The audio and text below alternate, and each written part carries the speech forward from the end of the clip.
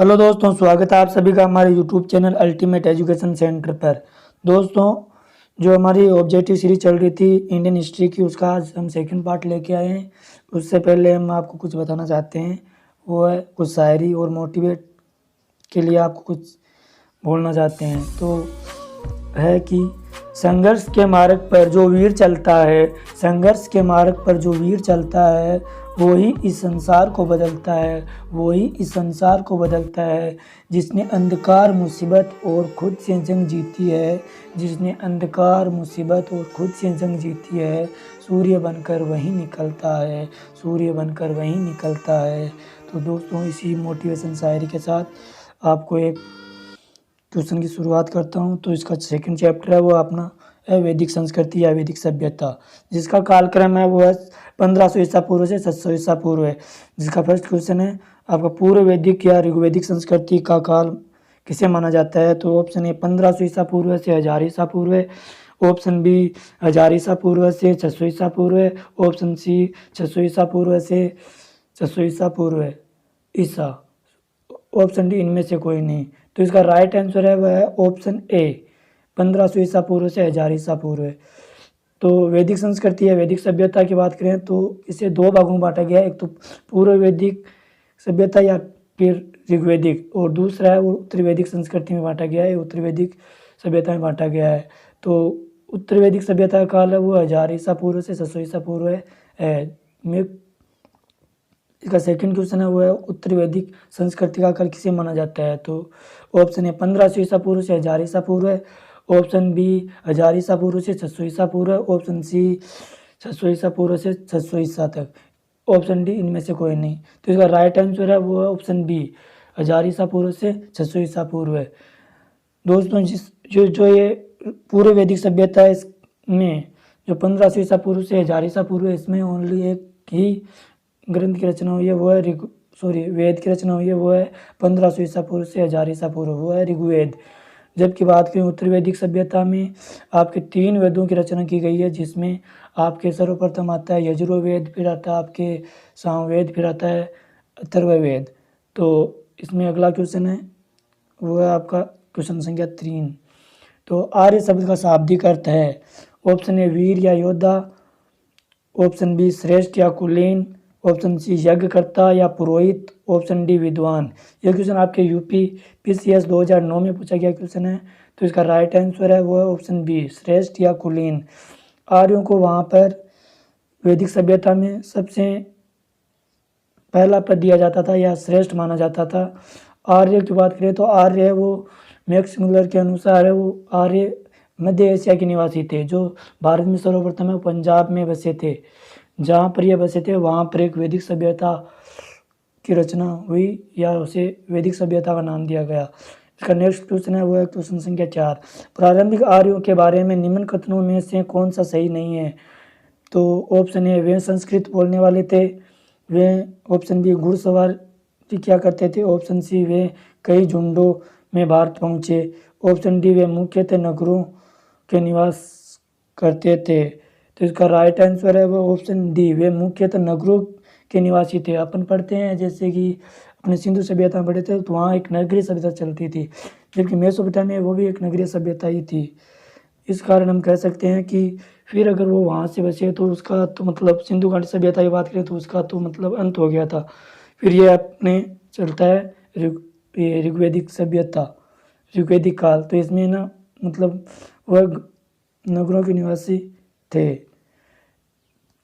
फिर क्वेश्चन संख्या 5, इनमें से किस फसल का ज्ञान वैदिक काल के लोगों को नहीं था। तो ऑप्शन ए जो, ऑप्शन बी गेहूँ, ऑप्शन डी तंबाकू, ऑप्शन सी चावल। तो ये क्वेश्चन आपके एसएससी मैथ में क्वेश्चन पूछा गया क्वेश्चन है। तो इसका राइट आंसर है वो है आपके ऑप्शन डी तंबाकू से। वो है आपके तंबाकू से बिल्कुल ही अपरिचित थे। इसमें जो कि आपको मतलब सिंधु सभ्यता में मिले थे, गेहूँ भी मिले थे और चावल भी मिले थे। तो हम कह सकते हैं कि ये फिर ऐसे तहनी विलुप्त हो गए, ये भी मतलब वहाँ से कंटिन्यू चलते थे। फिर अपन नेक्स्ट क्वेश्चन है क्वेश्चन संख्या 6। उत्तर वैदिक काल के वेद विरोधी और ब्राह्मण विरोधी धार्मिक अध्यापकों को किस नाम से जाना जाता था? तो ऑप्शन ए यजमान, ऑप्शन बी श्रमण, ऑप्शन सी अथर्वन, ऑप्शन डी श्रेष्ठीन। ये क्वेश्चन आपके एसएससी में 2000 में पूछा गया क्वेश्चन है, तो इसका राइट आंसर है वह ऑप्शन बी है श्रमण। तो उत्तर वैदिक काल में वेद विरोधी और ब्राह्मण विरोधी धार्मिक अध्यापकों को श्रमण नाम से जाना जाता, जबकि यजमान होते थे वो यजमान जब कुछ मतलब कार्यक्रम होता था उसमें जो गाना गाया जाता था वो यजमानों के द्वारा ही गाया जाता था। ऑप्शन डी है वो श्रेष्ठ मतलब श्रेष्ठ लोगों के लिए वर्ड यूज किया गया था। नेक्स्ट क्वेश्चन है 7th क्वेश्चन, वैदिक गणित का महत्वपूर्ण अंग है?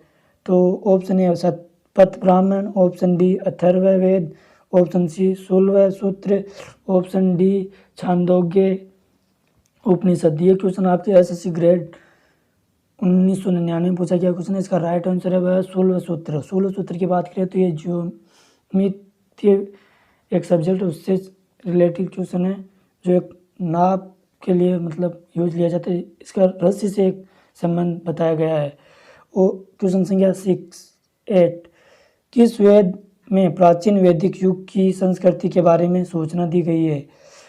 तो option A Rigveda, option B Yajurveda, option C Atharvaveda, option D Samaveda. ये क्वेश्चन आपके एसएससी ग्रेड 1999 में पूछा गया क्वेश्चन है, तो इसका राइट आंसर है वो है आपका ऋग्वेद। ऋग्वेद और प्राचीन वैदिक युग की संस्कृति के बारे में सूचना देता है, जिसमें कि आपको देवताओं के बारे में बहुत ज़्यादा जानकारी प्राप्त होती है। तो इसका राइट आंसर है Rigveda, option A. Next question है क्वेश्चन संख्या 9, निम्नलिखित में से उत्तर वैदिक काल में लिखे गए ग्रंथों का सही क्रम कौन सा है? तो ऑप्शन ए वेद, ब्राह्मण, आरण्य या उपनिषद, ऑप्शन बी वेद, उपनिषद, ब्राह्मण और आरण्यक, ऑप्शन सी उपनिषद, वेद, ब्राह्मण और आरण्यक, ऑप्शन डी वेद, आरण्यक, ब्राह्मण और उपनिषद। तो इसका राइट आंसर है वह ऑप्शन ए वेद, ब्राह्मण, आरण्य और उपनिषद। वेद वो कोई मतलब वेदांत का उपनिषद कहा गया है, सॉरी वेद 4 पर होते हैं, ऋग्वेद, यजुर्वेद, सामवेद और अथर्ववेद। जो ऋग्वेद की जो मतलब अध्ययन करता है उनको होत्री कहा जाता है, जबकि बात करें अपन यजुर्वेद है इसके जो मतलब अध्ययन करते हैं उनको अध्वर्यु कहा जाता है, और सामवेद के अध्ययन करता या पाठ करता होते हैं उनको उद्रात्री कहा जाता है, जबकि बात करें अथर्ववेद के अध्ययन करता होते हैं उनको कहा जाता है ब्रह्मा। इसका नेक्स्ट क्वेश्चन है क्वेश्चन संख्या 10, वेदों की संख्या कितनी है? तो option A 2, option B 3, option C 4, option D 5। तो इसका राइट आंसर है वो ऑप्शन सी है 4। कौन कौन से अभी बताया मैंने, ऋग्वेद, यजुर्वेद और सामवेद और अथर्ववेद। क्वेश्चन संख्या 11, कौन से 3 वेद संयुक्त रूप से त्रयी या वेद त्रयी कहलाते हैं? तो ऑप्शन ए ऋग्वेद, यजुर्वेद और सामवेद, ऑप्शन बी ऋग्वेद, यजुर्वेद और अथर्ववेद, ऑप्शन सी ऋग्वेद, सामवेद और अथर्ववेद, ऑप्शन डी यजुर्वेद, सामवेद और अथर्ववेद। तो इसका राइट आंसर है वो ऑप्शन ए ऋग्वेद, यजुर्वेद और सामवेद। इन तीनों को वेदों की मतलब त्रिवेदों की संख्या दी गई है, जबकि बात की अथर्ववेद में आपके जो भूत पिशाच होते हैं उनसे संबंधित जानकारी दी, इसलिए इसे शामिल नहीं किया जाता है इसमें। बात करें क्वेश्चन संख्या 12 की, भारत में राज चिन्ह में प्रयुक्त होने वाला शब्द सत्यमेव जयते किस उपनिषद से लिया गया है? तो इसका राइट आंसर है मुंडक उपनिषद से। मुंडक उपनिषद से लिया गया है। अगला क्वेश्चन है क्वेश्चन संख्या 13, वैदिक आर्यों का मुख्य व्यवसाय क्या है? तो ऑप्शन ए कृषि, ऑप्शन बी पशुपालन, ऑप्शन सी शिक्षा, ऑप्शन डी व्यवसाय। तो इसका राइट आंसर है वो है ऑप्शन बी पशुपालन। ऋग्वेदिक में कृषि नहीं की जाती थी, वहाँ पर पशुपालन कृषि की जाती थी, लेकिन मुख्य व्यवसाय की बात करें तो वो पशुपालन था, जिसमें गाय एक मुख्य मान सकते हैं अपन। बात करें अगले क्वेश्चन, नेक्स्ट क्वेश्चन 14, भारतीय संगीत का आदि ग्रंथ कहा जाता है? तो option A Rigveda, option B Upanishad, option C Yajurveda, option D Samaveda. ये क्वेश्चन आपके आरआरबी मुंबई से 2005 में पूछा गया क्वेश्चन है। यह बहुत ही मोस्ट क्वेश्चन है। तो इसका राइट आंसर है वो है आपका सामवेद, क्योंकि सामवेद में ही संगीत से संबंधित जितने भी मंत्र और नियम बताए गए हैं वो सामवेद में बताए गए हैं। जिसका अर्थ होता है, साम का अर्थ होता है गान या गाना। कोई कलाकार होता है उसको गाना लेखक कह सकते हैं, पर लेखक नहीं कह सकते, एक संगीतकार कह सकते हैं। तो इसका राइट आंसर है वो आपका सामवेद, डी ऑप्शन। क्वेश्चन संख्या 15, प्रथम विधि निर्माता कौन है? Option A Manu, option B Chanakya, option C Chandragupta, option D Seleucus. RRB Bhopal TC 2005 में पूछा गया क्वेश्चन है। ये बहुत ही मोस्ट क्वेश्चन है। तो इसका राइट आंसर है वो है मन्नु। मन्नु की बात करें तो ये एक, इसका जन्म है 19,700 ईसा पूर्व में माना जाता है, जो बिना माता पिता के प्रकट हुआ है, इसलिए इसे स्वयं भूमन्नु भी कहा जाता है। इसकी पत्नी का नाम है शतरूपा, जो भी मतलब बिना माँ बाप के प्रकट हुई, इसलिए इसे पृथ्वी पर या अपन कह सकते हैं कि संसार का प्रथम मनुष्य माना गया है, जिसने एक बहुत राजनीतिक ये भी है एक ये। तो ऑप्शन बी चाणक्य। चाणक्य की बात करें तो इन्होंने अर्थशास्त्र बुक लिखी थी, जिसमें किस तरह से शासन किया जाता है, किस तरह से मतलब जब कोई युद्ध की परिस्थिति होता है किस तरह उसको निपटाया जाए, इस तरह के रूल इसमें चाणक्य की बुक अर्थशास्त्र में बताए गए हैं। Option C Chandragupta. चंद्रगुप्त की बात करें तो चंद्रगुप्त था वो भारत को एक महान, भारत की मतलब सबसे पहले जीता था वो थे अपने, या अपन कह सकते हैं अखंड भारत। अखंड भारत में सबसे पहले चंद्रगुप्त का नाम आता है। चंद्रगुप्त मौर्य ने का शासनकाल 322 ईसा पूर्व में गणानंद को मार कर किया था, जबकि जो कि नंद वंश का था, और फिर मौर्य वंश की स्थापना करी।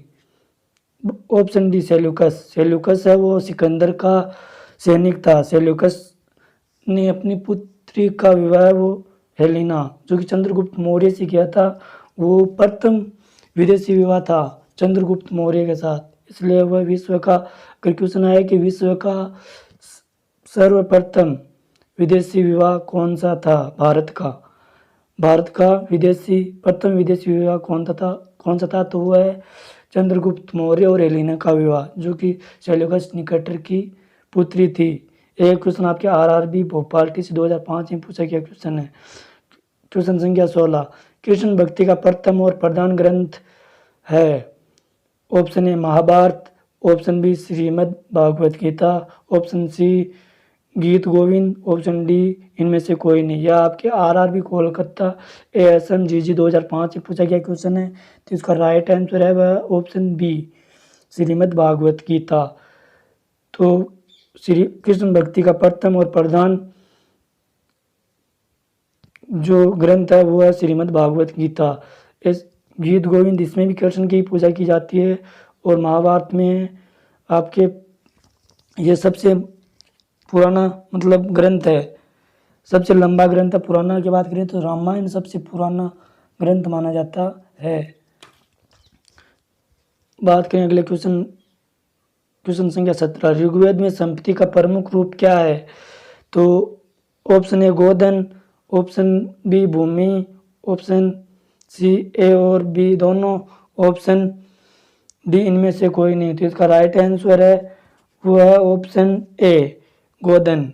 गोधन को यहाँ प्रमुख संपत्ति माना गया है। यहाँ पर गोधन के रूप में गायों को मान सकते हैं। गोधन है वो गाय ये यहाँ पर प्रमुख रूप से पाली जाती थी। तो इसका राइट आंसर है ऑप्शन ए है। यह आपके आरआरबी गोरखपुर एसएम जीजी 2005 में पूछा गया क्वेश्चन है। तो इसका राइट आंसर है गोधन।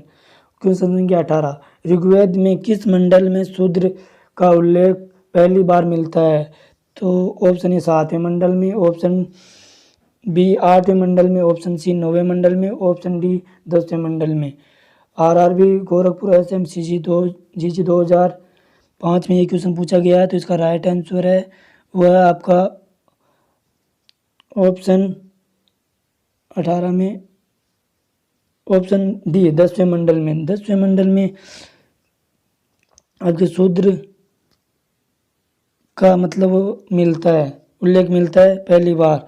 10वें मंडल की बात करें तो इसमें पुरुष सूक्त का भी वर्णन मिलता है, जिसमें 4 वर्णों की चर्चा की गई है, जिसमें ब्राह्मण, क्षत्रिय, वैश्य और शूद्र। शूद्र का जो सर्वप्रथम उपयोग है वो शूद्र का इसी में किया गया था। आदि पुरुष ब्रह्मा के क्रम से बात की जाएगी, अगर ब्राह्मण की जो उत्पत्ति हुई है वो ब्रह्मा के मुख से हुई है। क्षत्रिय की उत्पत्ति है वो भुजाओं से बताई गई है, और वैश्य की ब्रह्मा की जंघाओं से बताई गई है। और शूद्र की बात करें तो उसकी ब्रह्मा के चरणों से उत्पत्ति बताई गई है। तो इसका राइट आंसर है वो है 10वें मंडल में। 7वें मंडल की बात करें तो 7वें मंडल और दूसरा मंडल ये आदि मंडल कहलाते हैं। कहने का मतलब ये ऋग्वेद के सर्वप्रथम रचित मंडल हैं। और 8वें मंडल में आपके 8वें मंडल में हस्तलिखित रचनाओं को खिल कहा जाता है, इसमें हस्तलिखित रचनाएं मिलती है। और 9वें मंडल में आपके जो सोम देवता उसका सर्वप्रथम उल्लेख किया गया था। तो इधर ऋग्वेद में किस मंडल में शूद्र का उल्लेख पहली बार किया गया? तो इसका राइट आंसर ऑप्शन डी 10वें मंडल में किया गया है। तो अब नेक्स्ट क्वेश्चन है वो है पुराणों की संख्या कितनी है? तो option A 18, option B 19, option C 20, option D 21। तो इसका राइट आंसर है वो है ऑप्शन ए 18। पुराणों की बात करें तो इसमें अच्छे से अपन बोलते हैं ब्रह्मा पुराण, विष्णु पुराण, वेद पुराण, ऐसे बहुत सारे वेद चलते हैं या पुराण चलते हैं, जो इनकी संख्या है वो 18 है। नेक्स्ट क्वेश्चन है आपके क्वेश्चन संख्या 20। वैदिक धर्म का मुख्य लक्षण इनमें से किसकी उपासना था? ऑप्शन ए प्रकृति, option B Pashupati, option C देवी माता, ऑप्शन डी त्रिमूर्ति। ये क्वेश्चन आपकी आरआरबी महेंद्र घाट SMGG 2004 में पूछा गया क्वेश्चन है। तो इसका राइट आंसर है वो है ऑप्शन ए प्रकृति की उपासना वहाँ पर की जाती थी, जिसमें अपन वृक्ष मान सकते हैं। वहाँ पर पशुपति और देवी देवताओं और त्रिमूर्ति की नहीं की जाती थी। ऑप्शन क्वेश्चन संख्या 21। किस देवता के लिए ऋग्वेद में पुरंदर शब्द का प्रयोग हुआ है? तो option A Indra, option B Agni, option C Varuna, option D Soma. यह क्वेश्चन आपके आरआरबी जम्मू SMGG 2004 में पूछा गया क्वेश्चन है। इसका राइट आंसर है वो है इंद्र। इंद्र को यहाँ पर प्रमुख देवता माना गया है। इंद्र को यहाँ पर प्रमुख देवता, युद्ध का नेता, वर्षा का देवता माना गया है। बात करें अगर अग्नि की, तो अग्नि को मनुष्य और देवताओं के बीच मध्यस्थता स्थापित या इनकी बातचीत को एक दूसरे से पहुंचाने का जो मार्ग बताया गया वो अग्नि को बताया गया। और वरुण की बात करें तो पृथ्वी एवं सूर्य के निर्माता है, वो वरुण देव को कहा जाता है। सोम को कहा जाता है आपके वनस्पति का देवता, जिससे जो आपके सोमरस चलता था आपके ऋग्वेदिक काल में चलता है, वो इसलिए इनको वनस्पति का देवता कहा जाता है, जो एक शराब की तरह होता है। नेक्स्ट क्वेश्चन है आपका 22। शूल व सूत्र किस विषय से संबंधित पुस्तक है? तो मैंने आपको शुरू में बताया था। तो ऑप्शन ए ज्यामिति, ऑप्शन बी ज्योतिष, ऑप्शन सी गणित, ऑप्शन डी खगोल। यह आपके आरआरबी इलाहाबाद SMGG 2002 में क्वेश्चन पूछा गया है। तो इसका राइट आंसर है ज्यामिति, जो कि एक शूल सूत्र की बात करें तो ये एक रस्सी बताई गई, जिससे आपको एक नापने की एक मार्ग एक बताया गया रस्सी के द्वारा। और ज्योतिष में आपके ब्राह्मणों से संबंधित जो भी मंत्र वगैरह मिलते हैं उनमें ज्योतिष जो कि संस्कृत भाषा में आते हैं ज़्यादातर। और गणित में आपके गणित चलती है। और खगोल की बात करें तो इसमें ब्रह्मांड के बारे में अध्ययन मिलता है। क्वेश्चन संख्या 23। अस्तोमा सदगम्य कहाँ से लिया गया है? तो ऑप्शन ए ऋग्वेद से, ऑप्शन बी यजुर्वेद से, ऑप्शन सी सामवेद से, ऑप्शन डी अथर्ववेद से। तो इसका राइट आंसर है वो है आपका ऑप्शन ए ऋग्वेद से। अस्तोमा सदगम्य मतलब है माँ में सद्बुद्धि दो, इससे संबंधित है। तो इसका जो मंत्र उत्तर है एक तरह से, ये आप कह सकते हैं। तो मंत्रों का जो मिलता है मुख्य रूप से वो ऋग्वेद में मिलता है सर्वप्रथम हमें देखने को। तो इसका राइट आंसर ऋग्वेद होगा। क्वेश्चन संख्या 24, आर्य भारत में बाहर से आए और सर्वप्रथम बसे थे। आर्य भारत में बाहर से आए और सर्वप्रथम कहाँ बसे थे, इसके बारे में बताए तो option A Samatata, option B Prayag Jyotish, option C Punjab, option D Panchala. तो इसका राइट आंसर है वो ऑप्शन सी, जो मैंने शुरू में बताया था आपको। आर्य है वो मैक्स मुलर के अनुसार है वो आर्य मध्य एशिया के निवासी बताए गए हैं, जो जिनके द्वारा निर्मित सभ्यता वो वैदिक सभ्यता कहलाई थी। आर्य की बात करें तो आर्यों की भाषा थी वो संस्कृत थी। तो ये सर्वप्रथम पंजाब और अफगानिस्तान में आए थे, जो आपके आरआरबी मुंबई टीज 2003 में क्वेश्चन पूछा गया है। इसका नेक्स्ट क्वेश्चन है क्वेश्चन संख्या 25, सूची फर्स्ट को सूची सेकंड से सम्मिलित कीजिए। तो इसमें एक साइड अपन को वेद दिए गए हैं और दूसरी साइड यज्ञकर्ता, मतलब इनको जो अध्ययन करने वाला था वो क्या कहलाता था, इसके बारे में अपन चर्चा करते हैं। तो इसका जो राइट आंसर है वो है ऑप्शन ए। तो मिलाते हैं अपन ऋग्वेद, ए को फर्स्ट से मिलाएंगे होत्री। ऋग्वेद का जो अध्ययन करता था उसको होत्री कहा जाता था। और यजुर्वेद की बात करें तो इसका जो अध्ययन करता था या पाठ करता था उसको अध्वर्यु कहा जाता था। ऑप्शन सी सामवेद का जो पाठ करता था उसको उद्गाता या उद्गात्री कहा जाता था। ऑप्शन डी की बात करते हैं अथर्ववेद का जो पाठ करता था उसको ब्रह्मा कहा जाता था। तो इसका राइट आंसर है वो ऑप्शन ए हो जाएगा। नेक्स्ट क्वेश्चन है क्वेश्चन संख्या 26। क्वेश्चन संख्या 26, वेदों को अपुरुष से क्यों कहा गया है। तो ऑप्शन ए क्योंकि वेदों की रचना वो देवताओं द्वारा की गई है। ऑप्शन बी क्योंकि देवताओं की रचना पुरुषों द्वारा की गई है। ऑप्शन सी क्योंकि वेदों की रचना ऋषियों द्वारा की गई है। तो ऑप्शन डी इनमें से कोई नहीं। तो इसका राइट आंसर है वो है ऑप्शन ए, क्योंकि वेदों की रचना वो देवताओं द्वारा की गई है न कि पुरुषों द्वारा, इसलिए इन्हें अपुरुष से कहा जाता है और ऋषियों द्वारा भी नहीं की गई है। क्वेश्चन संख्या 27, वैसे सिख दर्शन के प्रतिपादक कौन थे। Option A Kapila, option B Akshapada Gautama, option C Ulukanada, option D Patanjali. तो ऑप्शन राइट आंसर है वो ऑप्शन सी है उलूकनद। वैशेषिक दर्शन है जो अपने चलते हैं। वैशेषिक दर्शन अपने 6 प्रकार के होते हैं। क्वेश्चन संख्या 28, जो कि आगे मैं बताने वाला हूँ थोड़ी देर में, अगला क्वेश्चन वही आएगा। ऑप्शन मीमांसा या पूर्व मीमांसा दर्शन से प्रतिपादक है।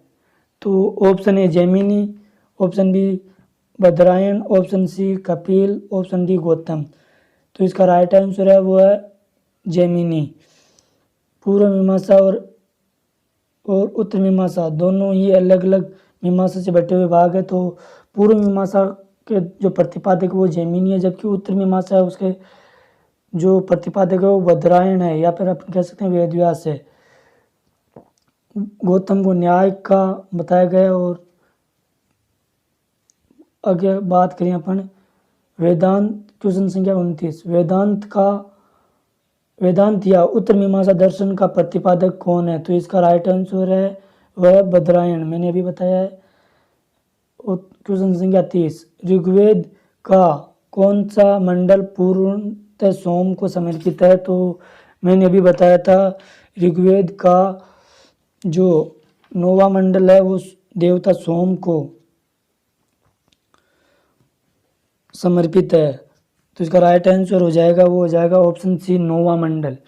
ये क्वेश्चन आपके 42वीं बीपीएससी 1998 और 40वीं बीपीएससी 1995 में ये क्वेश्चन पूछा गया क्वेश्चन है। तो ये इम्पोर्टेंट क्वेश्चन है।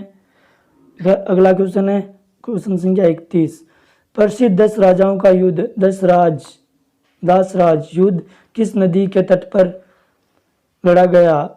ऑप्शन ए गंगा नदी, ऑप्शन बी ब्रह्मपुत्र नदी, ऑप्शन सी कावेरी नदी, ऑप्शन डी परुशनी नदी। तो इसका राइट आंसर है वो है आपका परुशनी नदी। परुशनी नदी को वर्तमान में रावी नदी के नाम से जाना जाता है। अगला क्वेश्चन है, धर्मशास्त्रों में भूराजस्व की दर क्या है? Option A 1/3, option B 1/4, option C 1/6, option D 1/8। तो इसका राइट आंसर है वो ऑप्शन सी 1/6। धर्मशास्त्रों में भूराजस्व की जो वैदिक सभ्यता में जो दर थी वो थी आपके 1/6। क्वेश्चन संख्या 33, 800 ईसा पूर्व से 600 ईसा पूर्व का काल किस युग से जुड़ा हुआ है? ऑप्शन ए ब्राह्मण युग से, ऑप्शन बी सूत्र युग से, ऑप्शन डी रामायण युग से, ऑप्शन डी महाभारत युग से। यह आपके 39 बीपीएससी 1994 में पूछा गया क्वेश्चन है। तो इसका राइट आंसर है ब्राह्मण युग, क्योंकि जो आपके जो यजुर्वेद जिनमें मंत्रों आदि का उल्लेख मिलता है वो इसी वेद में मिलता है, ब्राह्मण युग में मिलता है। तो इसका राइट आंसर ऑप्शन ए हो जाएगा। अगला क्वेश्चन है आपके क्वेश्चन संख्या 34, किस काल में अछूत की अवधारणा स्पष्ट रूप से उदित हुई? ऑप्शन ए ऋग्वैदिक काल में, ऑप्शन बी उत्तरवैदिक काल में, ऑप्शन सी उत्तरगुप्त काल में, ऑप्शन डी धर्मशास्त्र के काल में। तो इसका राइट आंसर है वह है ऑप्शन डी धर्मशास्त्र के काल में। जब से धर्म प्रकट हुआ तब से ही मतलब अछूत की भावना लोगों में ज़्यादा फैली थी। इससे पहले ऋग्वैदिक काल और उत्तरवैदिक काल और उत्तरगुप्त काल में ऐसी कोई अवधारणा नहीं थी। क्वेश्चन संख्या 35, एशिया माइनर स्थित बोगाज का महत्व इसलिए है कि ऑप्शन ए वहाँ जो अभिलेख प्राप्त हुए हैं उनमें 4 वैदिक देवताओं इंद्र, वरुण, मित्र, नासत्य का उल्लेख मिलता है। ऑप्शन बी मध्य एशिया व तिब्बत के बीच एक महत्वपूर्ण व्यापारिक केंद्र था। ऑप्शन सी वेद के मूल ग्रंथ की रचना यहीं हुई थी। ऑप्शन डी इनमें से कोई नहीं। तो इसका राइट आंसर है वह ऑप्शन ए, वहाँ जो अभिलेख प्राप्त हुए हैं उनमें 4 वैदिक देवताओं इंद्र, वरुण, मित्र और नासत्य की उल्लेख मिलता है। बात करें अपन इंद्र को वहाँ पर युद्ध का नेता, वर्षा का देवता माना गया है। और आगे बात करें अगर अपन वरुण की, तो वरुण को पृथ्वी एवं सूर्य का निर्माता बताया गया है। अगला क्वेश्चन है क्वेश्चन संख्या 36, गायत्री मंत्र देवी सवित्री को संबोधित किस पुस्तक से मिलता है? तो इसका ऑप्शन ए ऋग्वेद से, ऑप्शन बी यजुर्वेद से, ऑप्शन सी उपनिषद, ऑप्शन डी भगवत गीता। ये क्वेश्चन आपके 39 बीपीएस 1994 में पूछा गया क्वेश्चन है। तो इसका राइट आंसर है ऋग्वेद। ऋग्वेद में इसका मतलब वो मिलता है आपको, यह आपको मिलता है आप तीसरे मंडल में, जिसमें सावित्री को समर्पित प्रसिद्ध गायत्री मंत्र सूर्य देवता से मिलता है। अगला क्वेश्चन है क्वेश्चन संख्या 37, न्याय दर्शन का प्रचारित किया था? न्याय दर्शन को प्रचारित करने वाले जो मैंने अभी बताया था थोड़ी देर पिछले वाले क्वेश्चन में, तो इसको ऑप्शन ए चारवाक ने, ऑप्शन बी गौतम ने, ऑप्शन सी कपिल ने, ऑप्शन डी जैमिनी ने। यह आपके यूपी पीसीएस 2005 और आरटीएस 2009 में क्वेश्चन पूछा गया क्वेश्चन है। तो इसका मतलब ये बहुत ही ज़्यादा मोस्ट क्वेश्चन है। तो इसका राइट आंसर है वो ऑप्शन बी है, गौतम बुद्ध ने न्याय दर्शन का प्रचारित किया था। न्याय के बारे में उन्होंने ही सर्वप्रथम बताया था कि न्याय क्या और कैसे न्याय किया जाना चाहिए इसके बारे में। तो इसका राइट आंसर ऑप्शन बी हो जाएगा। क्वेश्चन संख्या 38, प्राचीन भारत में निष्क से जाने जाते थे। ऑप्शन ए स्वर्ण आभूषणों को, ऑप्शन बी गायें, ऑप्शन सी तांबे के सिक्के, ऑप्शन डी चांदी के सिक्के। एक क्वेश्चन आपके यूपीपीसीएस 2005 में पूछा गया क्वेश्चन है, तो इसका राइट आंसर है वो हो जाएगा आपके ऑप्शन ए, सोने, जिसे हम सोना कहते हैं, स्वर्ण आभूषण। सोने को है वो वैदिक सभ्यता में निष्क के नाम से जाना जाता था। क्वेश्चन संख्या 39, योग दर्शन से प्रतिपादक है। Option A Patanjali, option B Gautam Buddha, option C Jaimini, option D Shankaracharya. तो इसका राइट आंसर है वो हो जाएगा ऑप्शन ए पतंजलि। पतंजलि को ही योग दर्शन का प्रतिपादक माना गया है। Option B Gautam Buddha. गौतम बुद्ध की बात करें तो गौतम बुद्ध को न्याय दर्शन का प्रचारित माना गया है। और जैमिनी की बात करें तो पूर्व मीमांसा का प्रतिपादक माना गया। और शंकराचार्य एक हिंदू धर्म का बहुत ही मोस्ट धर्म है, जिसमें शंकराचार्य ने सर्वप्रथम मतलब इसका प्रचार प्रसारित शुरू किया था। क्वेश्चन संख्या 39, उपनिषद पुस्तकें हैं। ऑप्शन ए धर्म पर, ऑप्शन बी योग पर, ऑप्शन सी विधि पर, ऑप्शन डी दर्शन पर। तो इसका राइट आंसर है वो हो जाएगा ऑप्शन डी दर्शन पर। दर्शन 6 प्रकार के होते हैं, जिसमें न्याय दर्शन चलता है, योग दर्शन चलता है, और अपने मीमांसा दर्शन चलता है, और भी चलते हैं इसमें 2-3 वेदांत चलते हैं, वैशेषिक चलता है, 6 चलते हैं कुल मिला के। तो नेक्स्ट क्वेश्चन है वो है आपका क्वेश्चन संख्या 41, सूची फर्स्ट को सूची सेकंड के साथ सम्मिलित कीजिए और नीचे दिए गए कोड की सहायता से सही उत्तर चुनिए। तो अपन चुनते हैं सूची फर्स्ट और सेकंड को। देखिए एक को देखो पहले तो ऋग्वेद में क्या होता था। ऋग्वेद में आपके स्रोत एवं प्रार्थनाएं या मंत्रों के बारे में बताया गया था। ऋग्वेद की बात करें तो ऋग्वेद में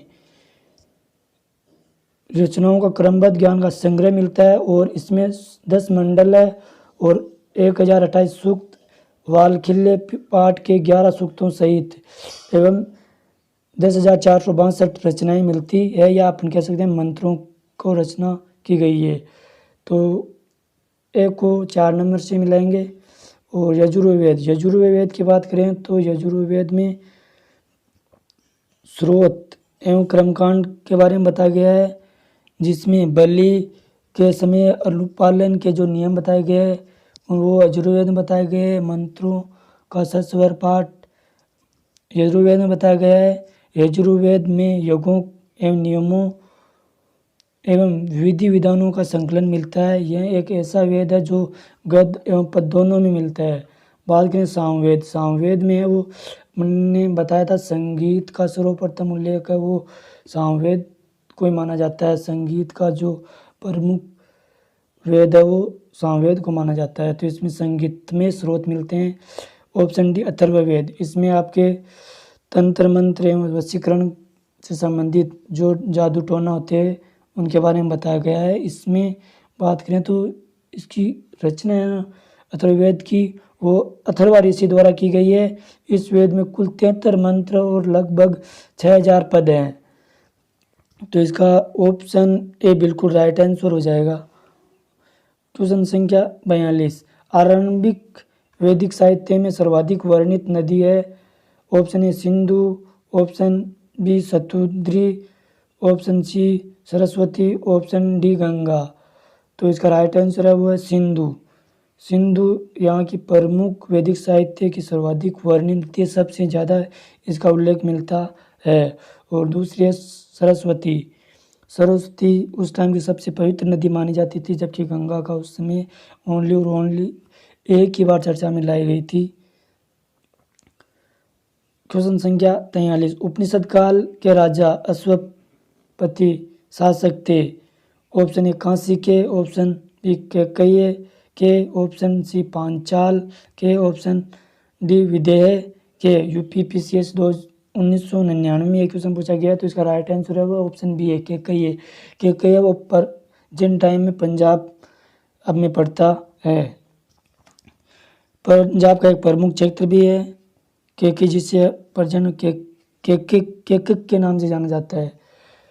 क्वेश्चन संख्या 44, अध्यात्म ज्ञान के विषय में नचिकेता और यम का संवाद किस उपनिषद से प्राप्त होता है?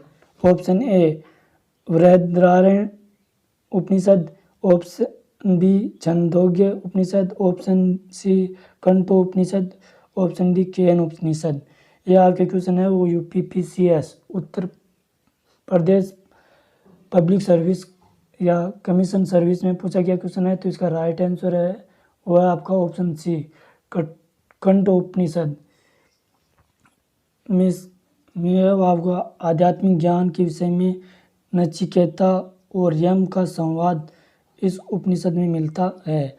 क्वेश्चन संख्या 45, वैदिक नदी कुंभा जिसे का प्रेजेंट टाइम में नाम है वो है आपका काबुल का स्थान कहाँ निर्धारित होना चाहिए? Option A Afghanistan, option B चीनी तुर्किस्तान, ऑप्शन सी कश्मीर में, ऑप्शन डी पंजाब में। तो इसके क्वेश्चन से पता चल रहा है कि ये कहाँ हो सकता है। काबुल है वो अफगानिस्तान की राजधानी है। तो इसका राइट आंसर हो जाएगा वो हो जाएगा आपके अफगानिस्तान। नेक्स्ट क्वेश्चन है आपके क्वेश्चन संख्या 46, कपिल मुनि द्वारा प्रतिपादित दार्शनिक प्रणाली है। तो इसमें ऑप्शन ए पूर्व मीमांसा, ऑप्शन बी सांख्य दर्शन और ऑप्शन सी न्याय दर्शन और ऑप्शन डी उत्तर मीमांसा। तो इसका राइट आंसर है वो ऑप्शन बी सांख्य दर्शन, क्योंकि ये संख्याओं से संबंधित दर्शन है। इसमें गणित के बारे में या अपन गणित के कुछ शब्दों के बारे में जानकारी मिलती है। क्वेश्चन संख्या 47, भारत के किस स्थल की खुदाई में लोहा धातु के प्रचलन के प्राचीनतम प्रमाण मिले हैं? तो option A Taxila, option B Atranji Khera, option C Kaushambi, option D Hastinapur. तो इसका राइट आंसर है वो है ऑप्शन बी अतरंजी खेड़ा। ये क्वेश्चन आपके यूपीएससी स्टेट पीसीएस में पूछा गया यूपी में।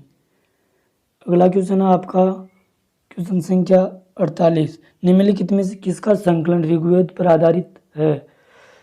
Option A Yajurveda, option B Samaveda, option C Atharvaveda, option D इनमें से कोई नहीं। तो इसका राइट आंसर है वो है सामवेद। सामवेद जो संगीत के बारे में मंत्रों या उच्चारणों के बारे में बताता है। तो ये जो भी है वो आपके ऋग्वेद पर आधारित इसका निर्माण किया गया है। और यजुर्वेद अथर्ववेद ये अलग से लिए गए हैं, ये अपने खुद का आधार बनाते हैं। क्वेश्चन संख्या 49, निम्नलिखित में से कौन प्रस्थान त्री में शामिल नहीं है? तो option A Bhagavat, option B Bhagavad Gita, option C Brahmana Sutra, option D उपनिषद। ये क्वेश्चन आपके यूपीपीसीएस 1997 में पूछा गया क्वेश्चन है। तो इसका राइट आंसर है वो है ऑप्शन ए भागवत। और बात करें अपन ऑप्शन बी और सी और डी की, तो ये तीनों है वो है प्रस्थान त्रय के में शामिल किए जाते हैं। क्वेश्चन संख्या 50, क्रम का सिद्धांत संबंधित है। ऑप्शन ए न्याय से, ऑप्शन बी मीमांसा से, ऑप्शन सी वेदांत से, ऑप्शन डी वैशेषिक से। तो इसका राइट आंसर है ऑप्शन बी मीमांसा से। मीमांसा से संबंधित है कहने का मतलब इसका मतलब हुआ कि जैमिनी ने ना क्रम सिद्धांत के बारे में प्रतिपादन किया था और वेदव्यास ने भी इसी का क्रम से संबंधित ही बताया है। क्वेश्चन संख्या 51, सुमिलित कीजिए। ए को 1 नंबर से, बी को 2 नंबर से, सी को 3 नंबर और डी को 4 नंबर, ऐसे मिलान करना अपन को। तो सबसे पहले एक को देखते हैं अथर्ववेद। अथर्ववेद की बात करें तो अथर्ववेद में आपको औषधियों से संबंधित जानकारी प्राप्त होती है। अगर ऋग्वेद की बात करें तो ऋग्वेद में आपको ईश्वर महिमा के बारे में बताया जाता है। बहुत ज़्यादा देवताओं की चर्चा वहाँ पर चलती है। सूर्य, सोम आदि इनकी सब की चर्चा चलती है वहाँ पर। और सी यजुर्वेद की बात करें तो यजुर्वेद में आपके बलिदान विधि चलती है, जिसमें बलिदान का मतलब कैसे जो कि पशु बलि होती थी आदि इनके बारे में जो नियम रूल बताए गए थे वो यजुर्वेद में मिलते हैं। जबकि सामवेद जो कि एक संगीत का सबसे बड़ा वेद माना जाता है, आज भी माना जाता है और प्राचीन समय में भी यही सबसे बड़ा वेद माना जाता था। तो इसका राइट आंसर है वो हो जाएगा आपका ऑप्शन ए को 3 नंबर से और बी को 1 नंबर से, सी को 2 नंबर से और डी को 4 नंबर से मिलाना है। यह आपके मध्य प्रदेश PCS 1999 में पूछा गया क्वेश्चन है। तो इसका राइट आंसर है वो ऑप्शन ए होगा। अगला क्वेश्चन है क्वेश्चन संख्या 52, चरक संहिता नामक पुस्तक किस विषय से संबंधित है? तो चरक संहिता पुस्तक संबंधित है ऑप्शन ए अर्थशास्त्र से, ऑप्शन बी राजनीतिक से, ऑप्शन सी चिकित्सा से, ऑप्शन डी धर्म से। तो इसका राइट आंसर है ऑप्शन सी चिकित्सा। क्वेश्चन संख्या 53, यज्ञ संबंधित विधि विधानों का पता चलता है। ऑप्शन ए ऋग्वेद से, ऑप्शन बी सामवेद से, ऑप्शन सी ब्राह्मण ग्रंथों से, ऑप्शन डी यजुर्वेद से। ये क्वेश्चन आपके RPCRS में पूछा गया है 1999 और 2000 में। तो इसका राइट आंसर यजुर्वेद हो जाएगा ऑप्शन डी। इसमें यजुर्वेद में हाँ सही है, यजुर्वेद में ही आपको विधि विधानों के बारे में बताया गया है, किस तरह से मतलब विधि बलि मंत्र आदि के बारे में बताया गया, रूल बताए गए हैं किस तरह से कोई कार्य करना है, संकलन इसी में मिला है इसका। तो इसका राइट आंसर हो जाएगा ऑप्शन डी। अगला क्वेश्चन है क्वेश्चन संख्या 54, वैदिक युगिन सभा। तो इसमें बताना है कि वैदिक युगिन सभा कौन सी रही है। तो वैदिक सभा की बात करें तो इसमें ना 3 वैदिक सभ्यताएं चलती थी आपके। तो उत्तर वैदिक की बात करें तो इसमें सभा और विद्वत का अस्तित्व बिल्कुल समाप्त हो चुका था, जबकि समिति थी वो अस्तित्व में या नगण्य मान सकते हैं। जबकि बात करें अगर पूर्व वैदिक सभ्यता में 3 सभा चलती थी, 3 परिषद चलती थी, जिनमें अपन बोल सकते हैं पहली सभा थी कानून बनाने वाली समिति, दूसरी वयस्क पुरुषों का संगठन करती थी और मतलब जो पुरुष होते थे वयस्क उनको मतलब किस तरह से रखना है, क्योंकि उस समय राजन मतलब ऐसे छोटे छोटे कबीलों में बढ़ चुका था, इसलिए इसको यह विधि बनाई गई थी। और तीसरा विदित, झगड़ों को सुलझाने वाला जो व्यक्ति होता था वो इसका अध्यक्ष होता था।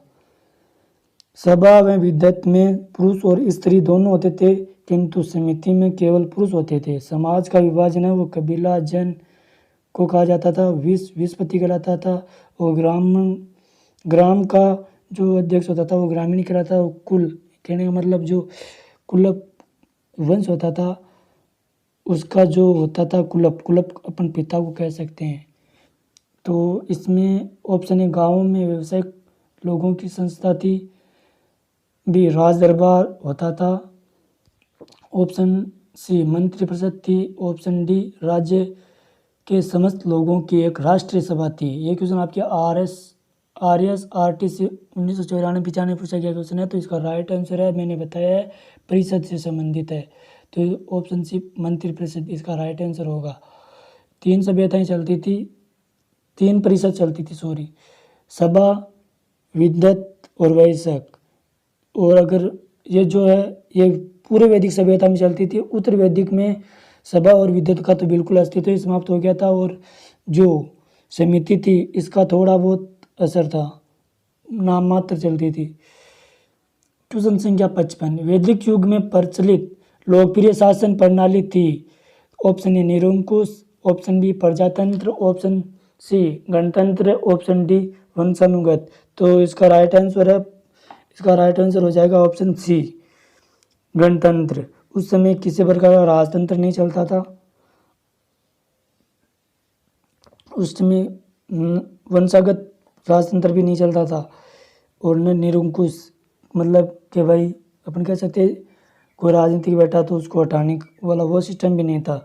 वहाँ पर लोग खुद एक समूह बनाते थे, उसके हिसाब से केवल एक गवर्नमेंट बनाया करते जो प्रेजेंट टाइम में चल रही है अपने। इसी तरह 3-4 सभाएँ अभी मैंने बताई है, उस हिसाब से यहाँ पर चलता था पूरा मामला। तो क्वेश्चन संख्या 56, सबसे प्राचीन वेद कौन सा है? तो यह तो शायद मुझे बताने की ज़रूरत भी नहीं पड़ेगी, आपको सबको पता होगा। तो इसका राइट आंसर ऋग्वेद हो जाएगा।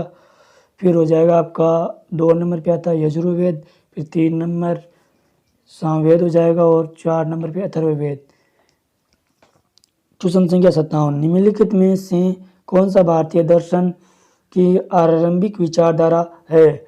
Option A Sankhya, option B Vaisheshika, option C Mimamsa, option D योग।